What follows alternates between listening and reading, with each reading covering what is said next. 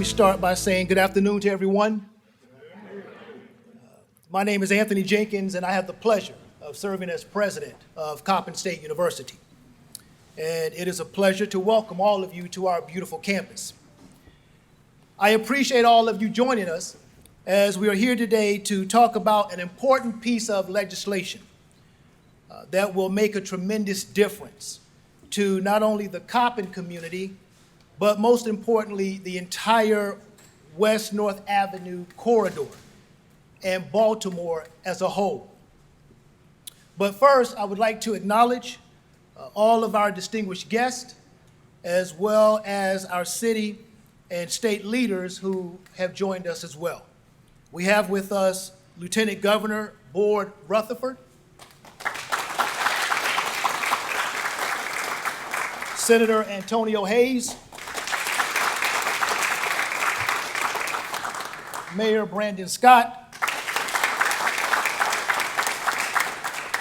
City Council President Nick Mosby, Delegate Marlon Ampry, and Councilman James Torrance. So thank you all for your support of this legislation. You know, Senate Bill 783, sponsored by Senator Antonio Hayes and Delegate Ampry, was passed in the Maryland General Assembly this past legislative session and goes into effect tomorrow, October 1. This bill establishes a West North Avenue Development Authority to work in coordination with community residents in order to create a comprehensive revitalization strategy for West North Avenue, as well as its buffer zone. That's right. The goal is to create a standard for key stakeholders to work together hand in hand with residents across our city to ensure that the great work that is currently taking place in our community continues to create positive change and growth for those who work and live here. And we have some members of the authority with us today, and so I'm going to ask you to stand and be recognized if you are present. Antonio Hayes, Maryland Senator, District 40. Stay. Delegate Ampry, District 40.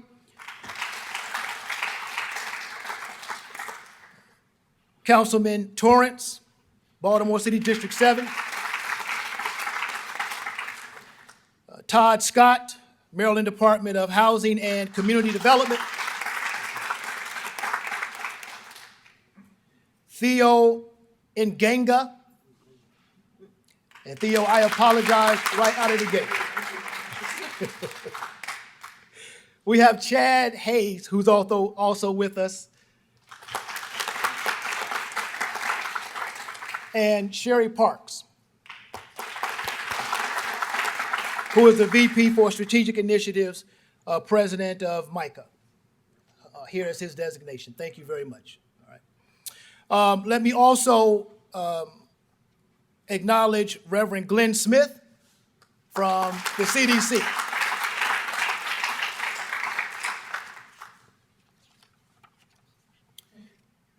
As the designated chair of the West North Avenue Development Authority, I would like to express my deep appreciation and commitment to fulfilling my responsibilities and helping to make sure that we develop a comprehensive revitalization strategy as outlined in the legislation.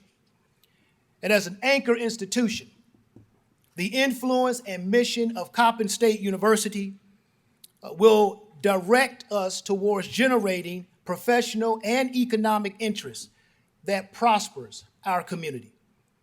By allocating the authority's efforts to invest in communities surrounding our university, we will be able to attract more students and families to one of Maryland's most treasured historically Black universities.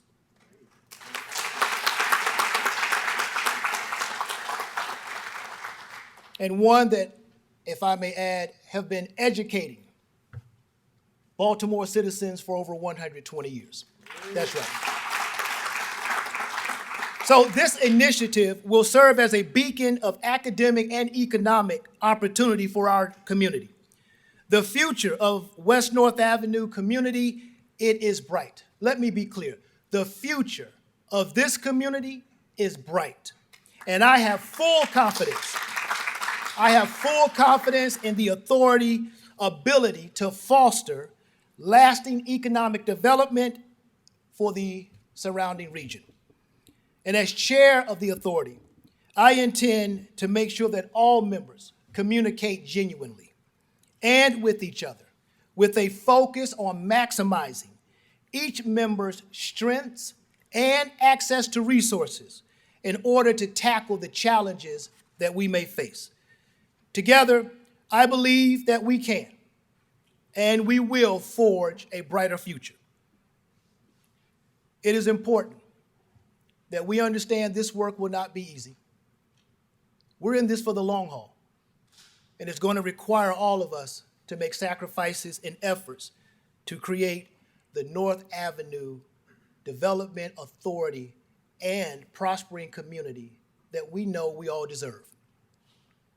So now it is my honor to hand over the mic to Lieutenant Governor Rutherford, who, recognizing the need for our community, has played an integral role in securing resources, because we can't do any of this without resources.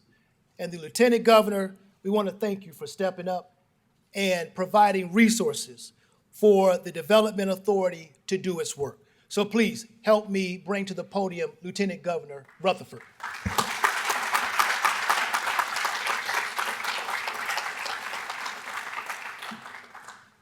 Thank you, Mr. President, and good afternoon, everyone.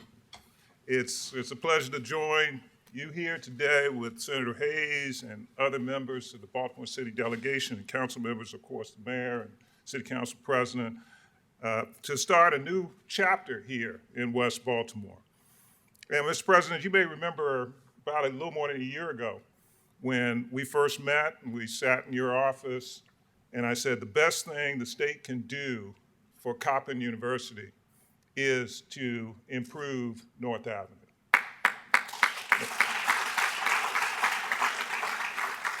And we're working at that with partners in the legislature and here in the city, of course. You know, we're working to improve the gateway to the city. The gateway to the city is North Avenue, and we need a strong North Avenue. You know, Baltimore is a major destination for tourism and business here in Maryland. It's an economic engine for our state, and as Maryland does better, we need a strong Baltimore to make sure that Maryland prospers. Without a strong Baltimore, Maryland does not prosper. And since 2015, our administration has invested unprecedented amounts of money in Baltimore to improve communities, and communities right here in West Baltimore where families are able to live, work, and play. Over the last 5 years, the administration, and I should point out Secretary Ken Holt, who's here, our Secretary of Maryland Department of Housing and Community Development. Ken has led the department over the last 7 years, I guess it is now. Time flies when you're having a good time.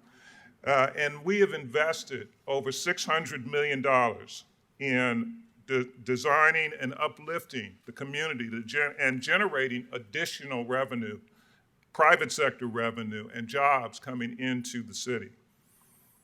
Included in that is the $62 million Project CORE, which stands for Creating Opportunities for Renewal and Enterprise Initiative.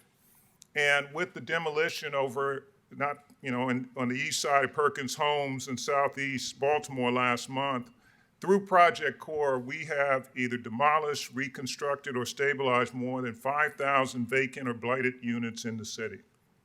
The Maryland Department of Transportation has been working on navigating North Avenue, making it safer for everyone with new traffic controls, pedestrian lighting, several blocks of new sidewalks, repaving roadways, bus lanes. I know it kind of backs up traffic a little bit, but that's with progress. new pedestrian curb ramps, and more. And we provided upgrades to the Penn North Metro Station as well to improve the ridership there. We have also been working to promote strategic investment in local businesses and housing. And the seeds we are planting will improve the quality of life and outcome in this community for generations to come. And you can see some of that right next door with the Walbrook Mill lumber yard, the redevelopment that's going on there.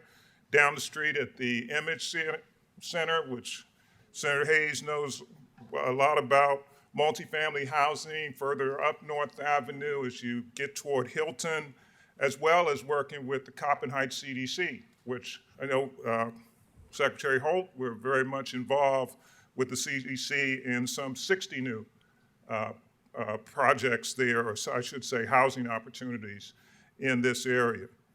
So these strategic decisions and investments by the state in Baltimore has led to an additional $2 billion in public, private, and nonprofit investments in the community.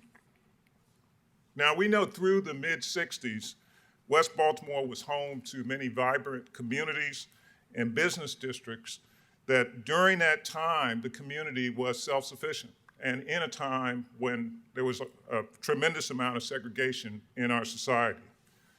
Now, while the corridor is not what it once was, I have had the pleasure of working with many individuals, from lawmakers to community leaders and individuals, on initiatives to make sure we restore the promise of this area to what it can be and should be here in the city. Next week, the Board of Public Works is set to approve $250,000 grant to the West North Avenue Development Authority, something that we were able to help. I was able to help get that into the budget. And so we're primed to make this and other investments because those who live in West Baltimore deserve more resources and more opportunities to better their lives and particularly their neighborhoods.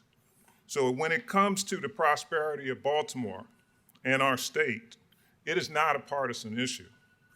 It will take all of us to set this community and the city as a whole on the right path. And we will see that progress as we continue to move through. So I look forward to seeing what we're able to accomplish with these new opportunities and continue to work with the communities and our officials, both at the state and local level, to make sure that we're able to make sure that we see that promise that we know is deserving here in West Baltimore. So thank you very much.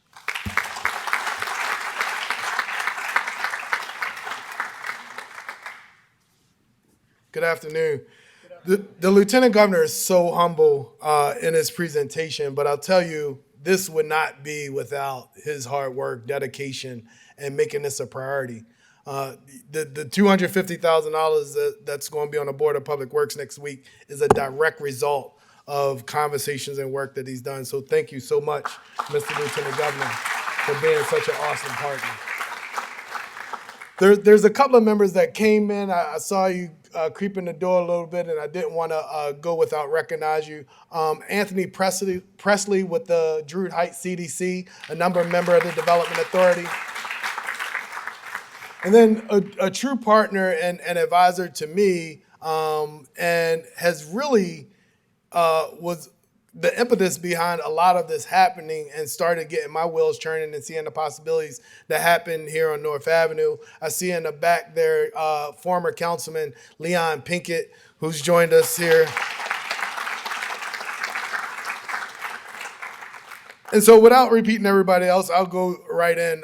Greetings, everyone. Thank you all for joining us. I'm overjoyed to be here with all of you today to discuss Senate Bill 783 and House Bill 1293. Our vision to see development and revitalization efforts in West Baltimore that could be a model for other areas in our great city.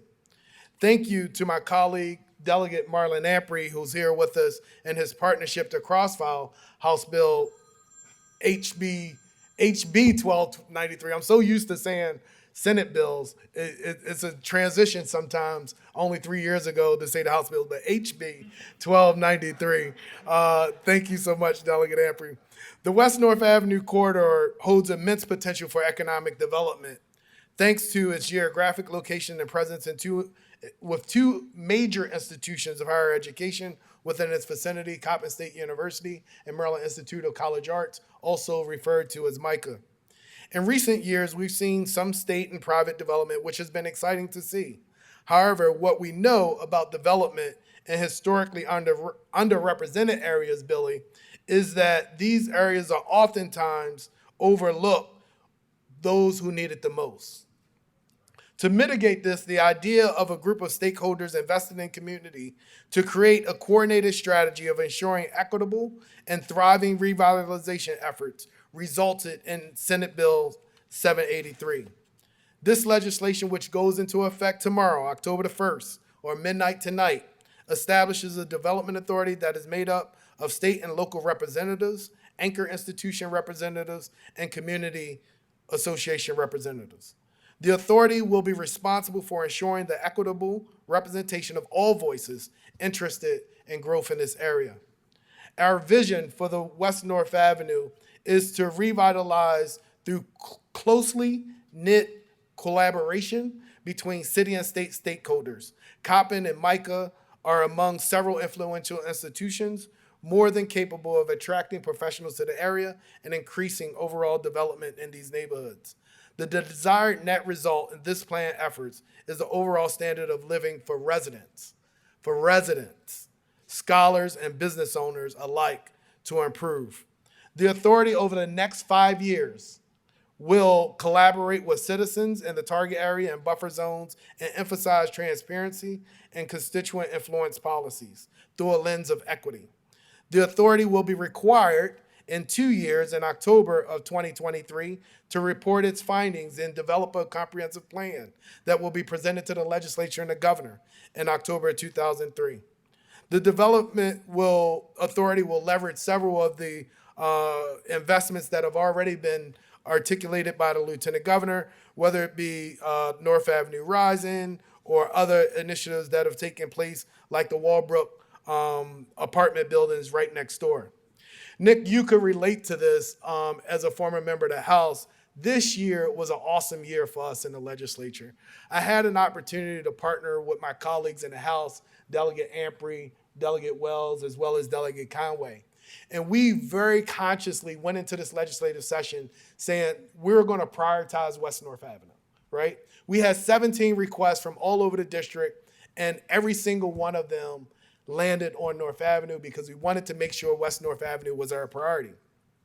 As a result of us banding together and making that a priority, we were able, with the administration's support and of course that of the mayor, who's been an awesome cheerleader and partner through this process, we were able to appropriate $300,000 to legacy residents in the Coppin Heights CDC catchment area. $250,000 for a community garden in Panway, $250,000 in a net energy affordable housing project at the intersection of Pennsylvania and North Avenue, $650,000 for Arts Social Club, and with the help of the Lieutenant Governor, and I keep saying Lieutenant Governor, I know the administration is all one package, but this man has really been a true partner in all of our efforts, along with the mayor and Kiefer Mitchell. I know he couldn't make it here today, and also Senate President and the budget committees. This year alone, we were able to appropriate the remaining $32 million to the building of the business center here at Coppin State University, as you see when you come in. In addition, we were able to secure $3 million in the first installment over 4 years, which will total $12 million towards building a new resident hall here on the campus of Coppin State University. And then an institution, Mr. Mayor, that we know also well, 1515, as we affectionately know it here in West Baltimore. I just recently found out that it had another name other than the address. But 1515, the Baltimore City Health Department has a clinic here on North Avenue, we were able, with the help of the Lieutenant Governor again, garner $2 million towards the start of rebuilding a brand new health clinic right here on West North Avenue. And so this year alone, just in the capital budget, working with our partners at the city and at the state, we were able, just on North Avenue, just within this catchment area that you see outlined on this map, that the West North Avenue Development Authority will be responsible for, we were able to appropriate over $50 million right here on West North Avenue.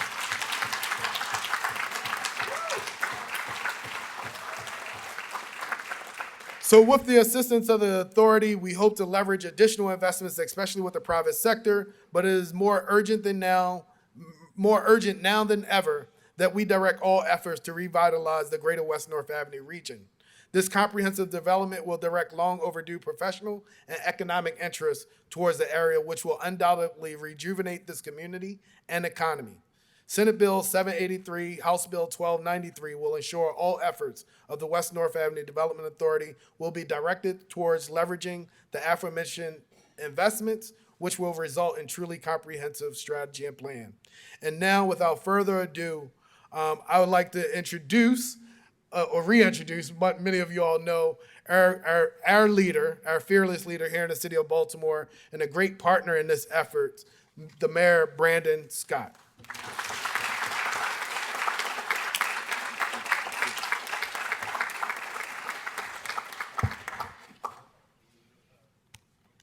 Good afternoon, everyone.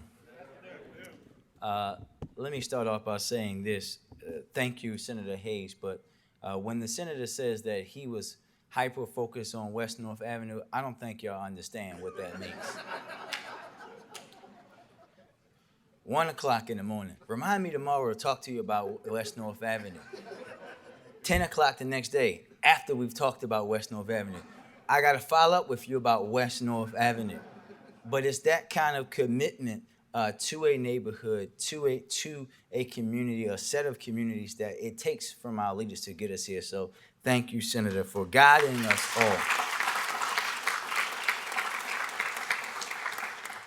Mr. Lieutenant Governor, good to see you again, sir. Mr. President, we were just at Baltimore's other HBCU together, the Lieutenant Governor, myself, and the Council President. So we're going to call this HBCU Day in Baltimore. But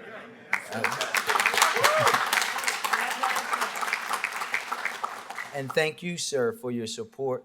Thank you for the administration. You always show up for Baltimore, and we appreciate that deeply, along with Secretary Holt, who normally, we rarely see both of you, but we know one of you is going to be there. But today, have both of you shows how important that is. And of course, my partner in the Council President, Councilman Torrance, Delegate Ampry.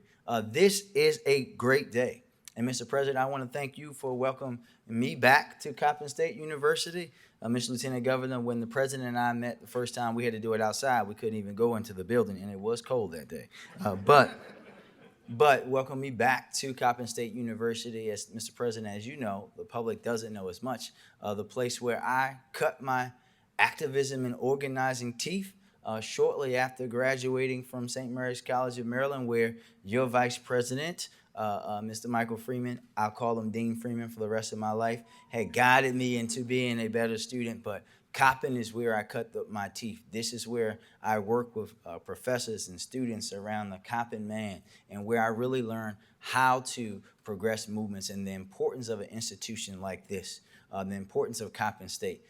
Most of my teachers growing up went to Coppin State University, right? Coppin's Teachers College, as my grandmother would call it. And we know the significance that it has here in West North Avenue, and also with Micah as well. But I'm really excited to be here for this day.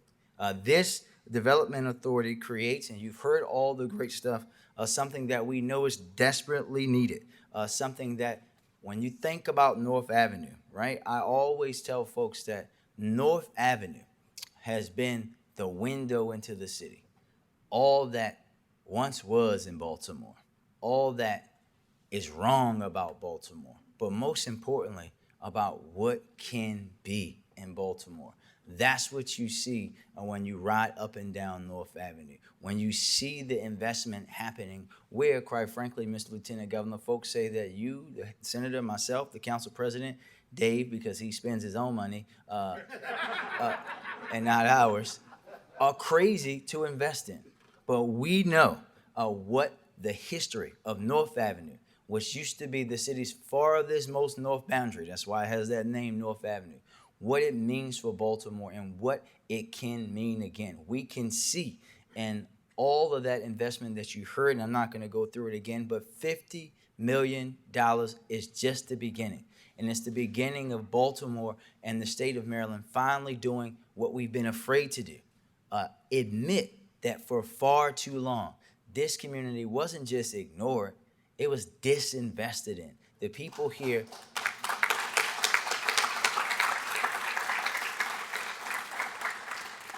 the people along this corridor weren't seen as human. They were seen as folks that we can just ignore, that you didn't have to invest in, that they would just live in that neighborhood, be born in that neighborhood, and die in that neighborhood, and that was okay.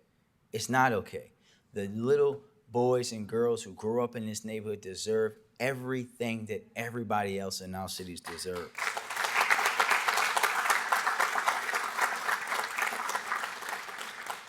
And when you walk North Avenue, and I know both the senator and the council president have walked North Avenue, as we call it, from Hilton to Milton and back with me multiple times, you really get a sense of what can be done. Because when you do that, you see the most valuable asset that Baltimore has. It's people.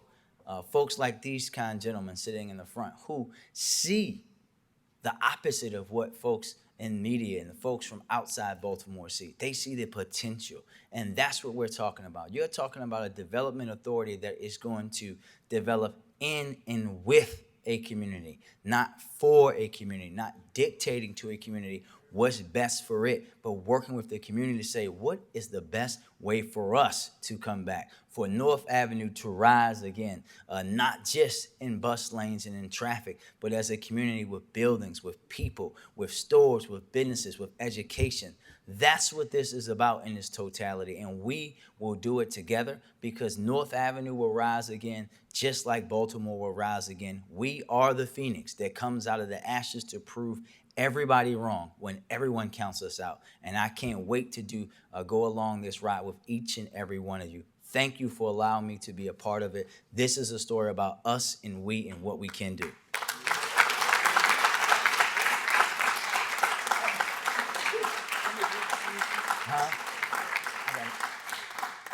And I would like to now bring up my partner in progress, as we say, someone that lives and breathes North Avenue because he can see it from his house each and every day, who has been a representative of this area since he and I both joined the city council way back in 2011, City Council President Nick Mosby.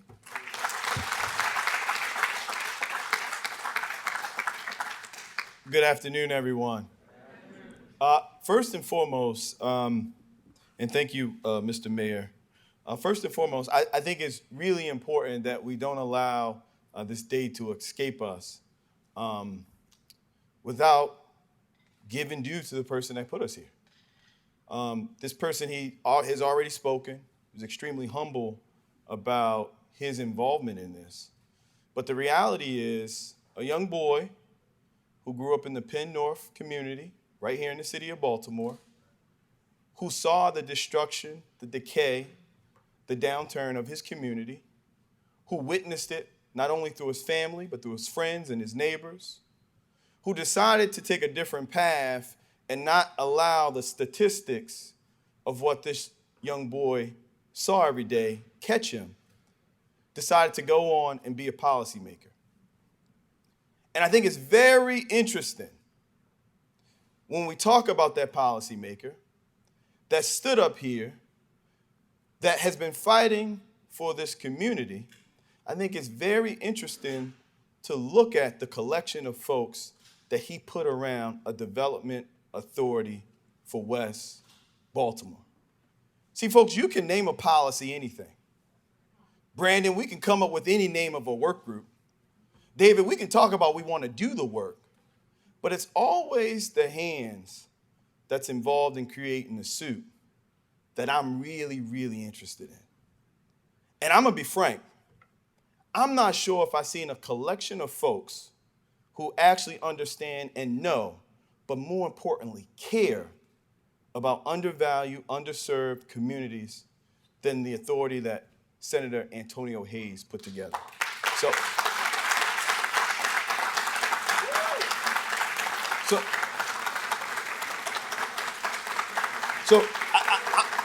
I'm going to ask us, I'm going to ask you to do it again. Give a huge round of applause for a person who talked the talk, which is easier, who walked the walk, which is a little bit harder, but has actually decided to utilize the position that we put him in to do the work.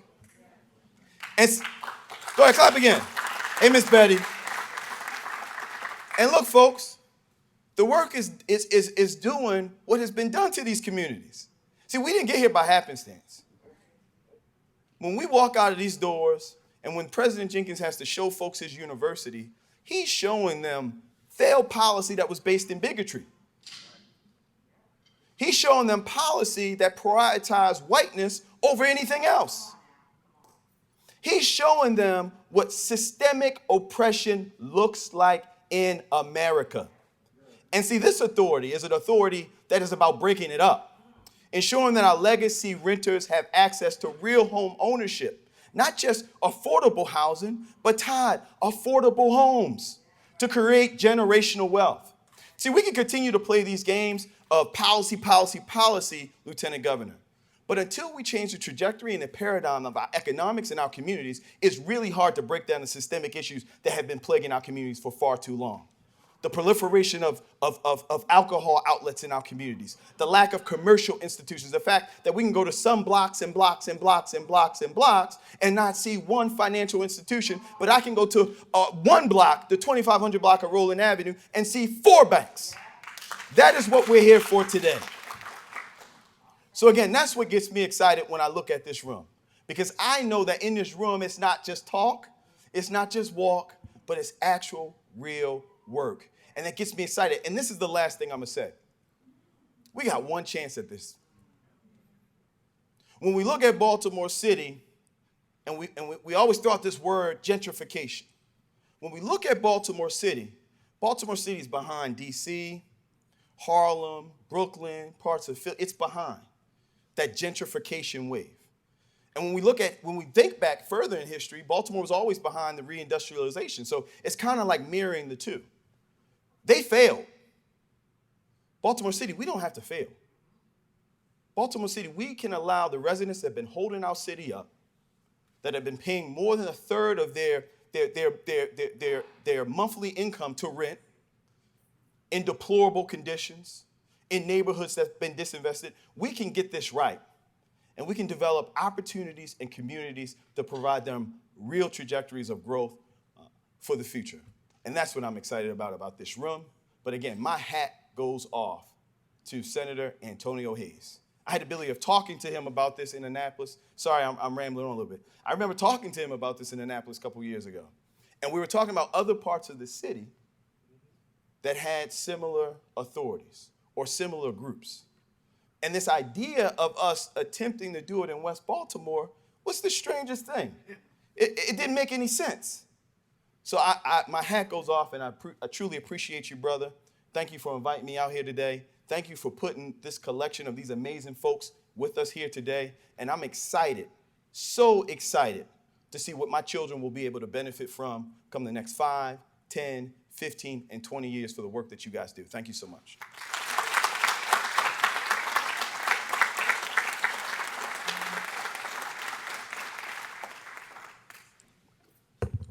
The day is here. I'm so excited about today, or tomorrow, or midnight, I guess is the right way to say it. It's just an honor to be up here. And again, thank you to the governor for your hard work and helping us out here in Baltimore. And I'm just so thankful for the leadership of Senator Hayes. He's been a guiding light for me in the short time I've been in the legislature. Our success has been, part of that success has been the 1 a.m. text, the 5 a.m. phone call. I'm like, who is calling me at 5 a.m.? I got an infant. I'm trying to get some more sleep. we gonna get it right, Antonio. We gonna get it. Your hard work, here it is. Here it is. But so many of the things I wanted to say have been said, so I'm not gonna keep you long because I had it written down. But what I want to do, I want to go back on the journey 10 years ago. And I don't know if the mayor and the President Mosby remember this day, but it's about 10 years ago, exactly, 2011. I started an organization, and we were doing a toy drive. And I invited out the newly elected Mayor Scott, but then Councilman Mosby. And we had a great evening. We raised up some money for toys. We got some toys together. But what I enjoyed the most about the evening was it was my first time meeting these two men, and we had an opportunity to sit down and talk, or stand and talk about policy. I remember at one point I was talking with Mayor Scott, and we were talking about how do we change our neighborhoods. My family's from Evergreen Lawn, Mosher community. His family's from Park Heights, and we had a conversation. I don't know if you remember this. We had a conversation about what does it look like? How do we were seeing what was happening in D.C. We were seeing what was about to happen in Harlem and Brooklyn. We were seeing what was even about to happen in Atlanta. We're like, how do we ensure that as we redevelop communities of color, how do we ensure that when we change the trajectory of opportunity for Black neighborhoods, that it doesn't mean that we're going to get displaced? Because what often happens when you have a meeting like this, it means the neighbors are like, oh, here we go. We're going to have to move. Let me go ahead and scope out where I'm going to live in the county. I ain't going to be able to afford this anymore. But look, we talked about it 10 years ago. And now I'm looking at it. This was the answer for our question. This is it. This is how we're going to not only change the trajectory of opportunity for here in West Baltimore and in the West North Avenue corridor, but I think that President Mosby said it best. I mean, I think this is going to end up being a guiding light for how we do this across the country. When places like Detroit and Chicago are trying to figure out how to redevelop neighborhoods, this is going to be the model. Baltimore is going to be the guiding light on how we redevelop Black communities that have been destroyed because of racism. Tomorrow embarks a new day. We're not only going to get it right for West Baltimore, we're going to get it right for the country. We're going to be a guiding light. And I'm so excited to be a part of this. And I want to put the charge forward. Today is not a day of we're done. Today is the beginning. We have so much work to do. We have so many community meetings we have to lead. We have so many residents we have to talk to and figure out, what do you want? What do you want to see out of this development authority? And one of the most important things in the piece of legislation that I was so excited to make sure we had in there, Senator Hayes, is that it was resident focused. Resident focused. Yes, we have institutions that are anchoring it, and I'm so happy to have Coppin as the partner making sure we have that done. HBCU doing that is so powerful, because across our country, a lot of institutions aren't HBCUs leading development authorities, and ends up that's when displacement happens. So we are so blessed to have them here. But I'm so excited the residents are going to be the ones that end up benefiting the most. And I'll go back a little further than 10 years. I think about just all the times, my grandparents came to West Baltimore for opportunity.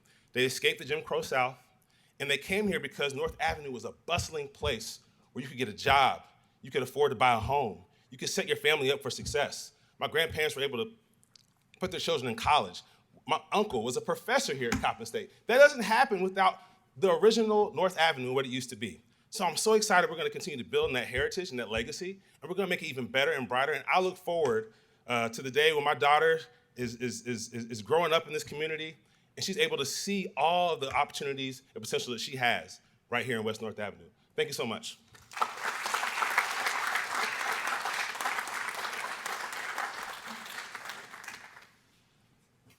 Okay, those are some tough acts to follow. I am not good at speeches like these guys, but thank you all for coming, and all these special guests and officials that have come to our humble part of town.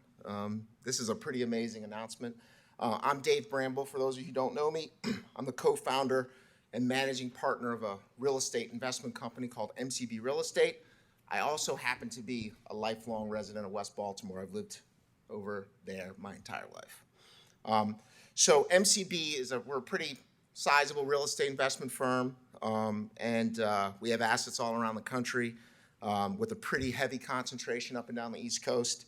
And we focus on investing in retail, industrial, office, and mixed-use assets. So given that our assets in a lot of far-flung places from Baltimore, we're always super excited when we have the opportunity to invest in a transformational project in Baltimore, much less in my own neighborhood. So in partnership, MCB with MLR Partners and Atapco, we are redeveloping the former Madison Park North apartments.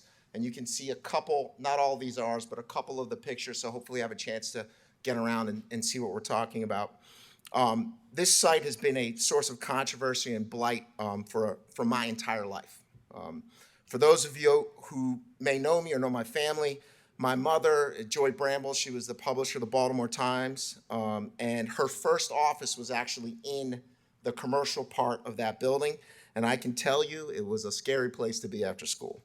But that scary place, with a lot of help, has now been demolished, and we plan to bring back to that site a major mixed-use project, which will include for-sale townhomes, and mixed-income apartments, and most importantly for my family and neighbors, and keeping our fingers crossed here, hopefully a new grocery store and some service retail. That's something that has not happened in this neighborhood in my lifetime. So this project is intended to be a new gateway for West Baltimore, letting folks know who are so afraid to come west of 83 that we are back and we're thriving and there's a lot going on this side of town. We received our planning approvals this summer and we're hoping to have a final subdivision and permits by the end of the year. Man, this has been a long time coming. I've been doing this for many, many years, projects all over the place, and this has been an extremely difficult and long process, and we're super excited to be getting close to landing the plane. And let me be clear that unlike some of our more mundane investments in Atlanta and Florida, this kind of project would not be happening without incredible support we receive from so many people. Community leaders, associations, and residents, they've toiled along with us for years. This stuff takes a really long time. The governor and lieutenant governor, Mayor Scott and his team, the council president who looks at the site and calls me to complain every minute, when are you gonna get it done? When are you gonna get it done? He lives right behind the project. The former councilman, Leon Pinkett, who was here, that's how long this has been going on, in fact. It's been going on since Nick was the the city councilman for that district, Council President Mosby. So, but Secretary Holt, DHCD has been incredibly important for getting this project launched. Our current city councilman, Councilman Torrance, Councilman Costello, who has the district next door, the Baltimore Development Corporation, everybody except the President of the United States has had to get involved to get this thing going. And they've been with us every step of the way, and without them, we'd be nowhere. And I have to say, this was said about the Lieutenant Governor, and I'll say it again. He is so committed to Baltimore City. He was critical in providing support, along with everybody else, on our Northwood Plaza project next to Morgan State University. Since it's HBCU Day, I thought I would bring that up. Anyway, as I mentioned, I've lived in West Baltimore in Madison Park for my entire life. Same block, same house. I have watched political leaders and ideas come and go, and I've watched things get worse, not better. I am speaking for my neighbors. We are tired of disappointment and empty promises. But I really believe this time, with the leadership we have in place, we are currently and actually going to get something done. And the establishment of this redevelopment authority is clear and convincing evidence of that. With full community support and with leaders from across state and city government who have realized the power and importance of economic development. People don't understand how important economic development is. It is the key to changing our situation, of choosing action over words, and the incredible amount of focus it's going to take to turn these neighborhoods around. We finally have the right folks committed to providing the resources and strategies to execute. Wow, a real commitment and a real investment. Go figure, only took 60 years. Okay, now let me take a step back and make a sort of an important observation. While the commitment from our leaders and fancy developers is nice, there is one point I want to make super sure I get across. There is an enormous amount of work ahead of us, and you've heard people talk about that. It's a lot of work. This announcement is just the beginning. It's just a promise. That's all it is. If we're successful, it won't be because of the developers and the politicians and the leaders. It will be because everyone who lives and works and plays in these neighborhoods decides that we want better for ourselves and our children and our neighbors and their children. We, the residents of West Baltimore, are, in true point of fact, the laboring oar to execute this vision for the ultimate realization of this plan. And if we don't take that mantle and responsibility, no legislation, no subsidies, and no developer, including me, is going to be able to help us. It's on us. But what Senator Hayes and the other folks, the other members of the delegation and the city leaders and all these folks have done is they've cooked up a framework. This is a framework that we can actually use to move the needle. We're going to bring in amenities. We're healthy food, shopping, dining. We're going to retain residents instead of losing them constantly as soon as they have the ability to get out of here. And we're going to attract new residents. We're going to attract jobs. We're going to attract economic activity. Without these things, moving our neighborhoods out of poverty is virtually impossible. But it's up to us to take that promise and that framework and actualize it. We need to hold one another accountable. We need to push. We need to knock down obstacles. We need to be relentless in bringing things to fruition for our community. And that relentlessness started with that guy. I am so glad to hear I'm not the only person who gets texts at 1 o'clock in the morning. All right. The thing is, I'm up. So thank you, Senator Hayes, for leading the way. And thank you to all the other elected officials who've supported bringing this to fruition. We're looking forward with huge anticipation for great things to come. You know, this is really, it's pretty momentous. I know we hear announcements like this all the time, and we sort of go ho-hum, but I think this is really us saying it's time to get it done. And when you get all of these people lined up to say, let's make it happen, it's pretty impressive. So thank you. Thank you all.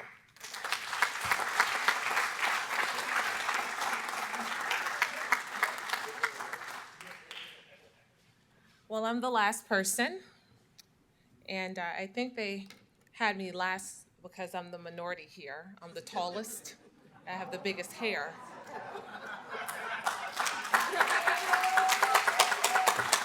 Not because I was a woman. Maybe because I'm a hot mess.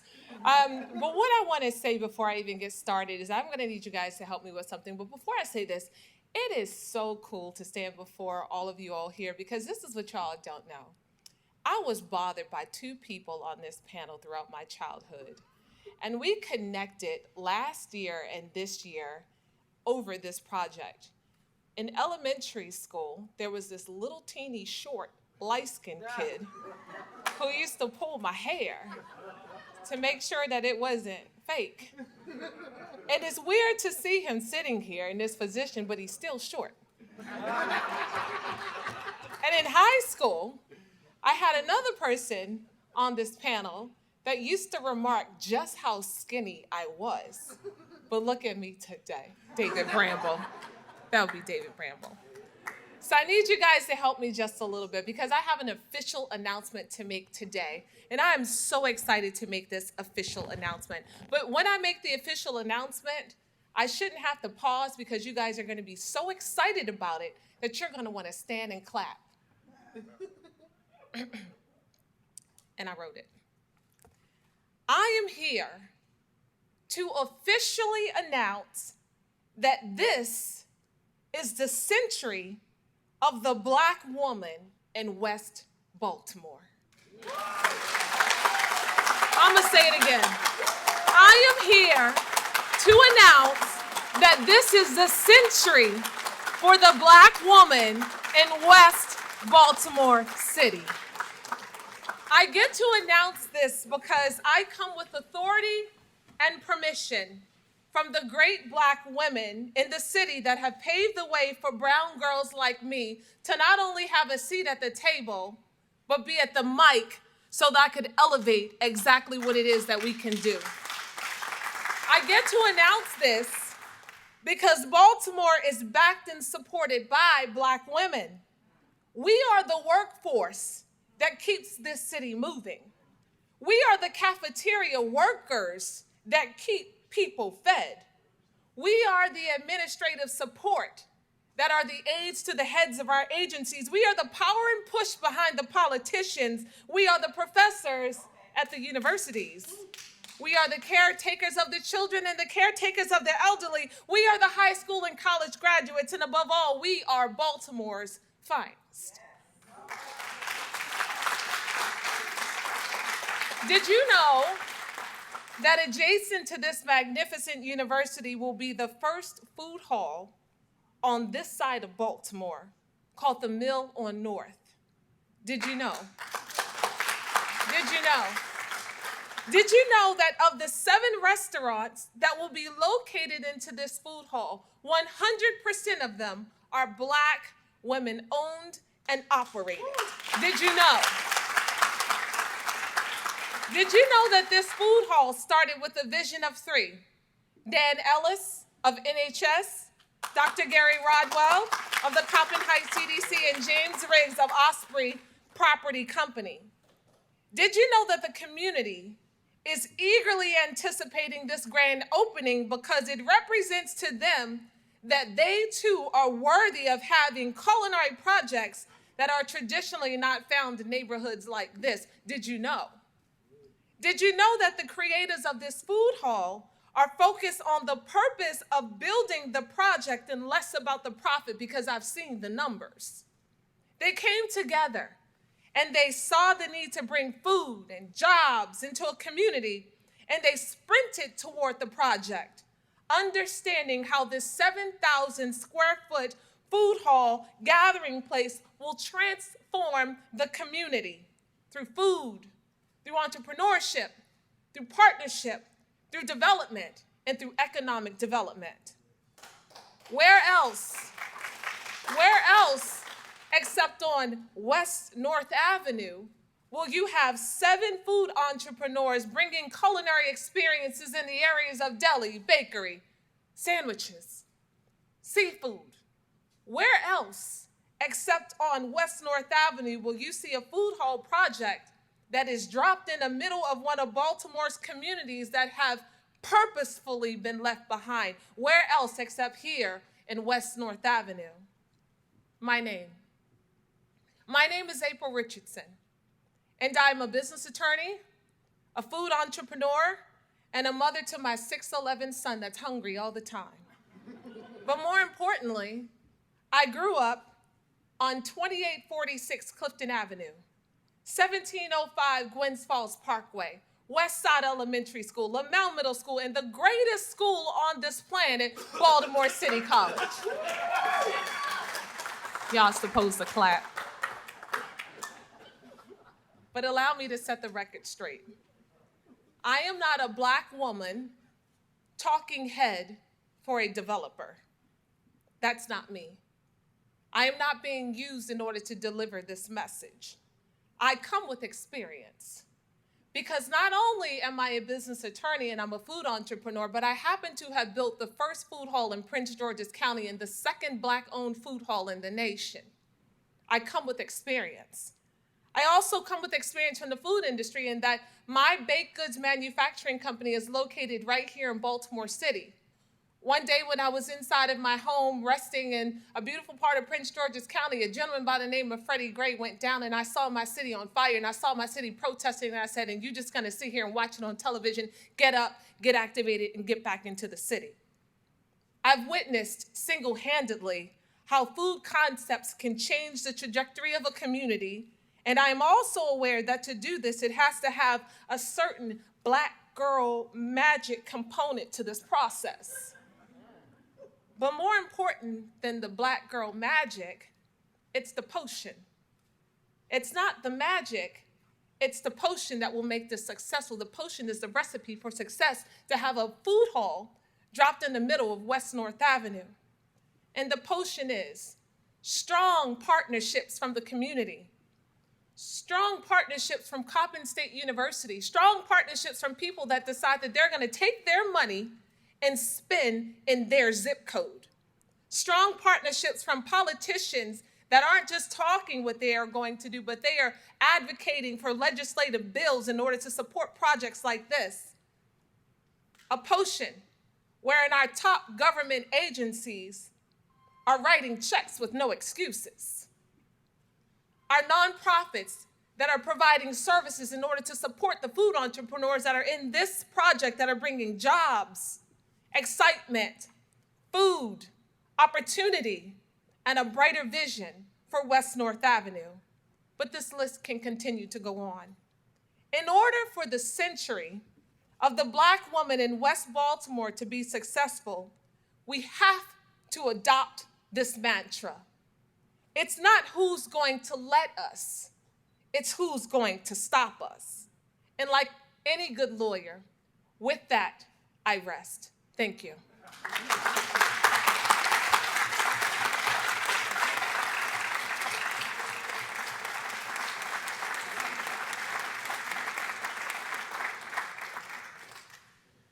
All right, so I think that we have heard some great information today. I think that the vision has been spoken. I think that it is now time for us to get to work, start having conversations, rolling up our sleeves, and getting about the busy work that our community deserves. I want to thank everyone, again, for being here. Let's give everyone, if you would, another round of applause.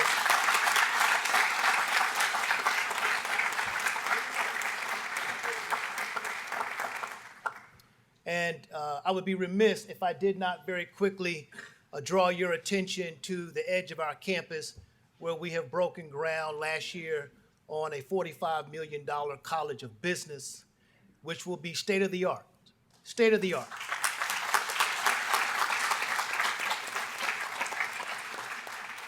And a significant component to that will be our strategic center for entrepreneurship. Within that center, we will have an economic development component for startups.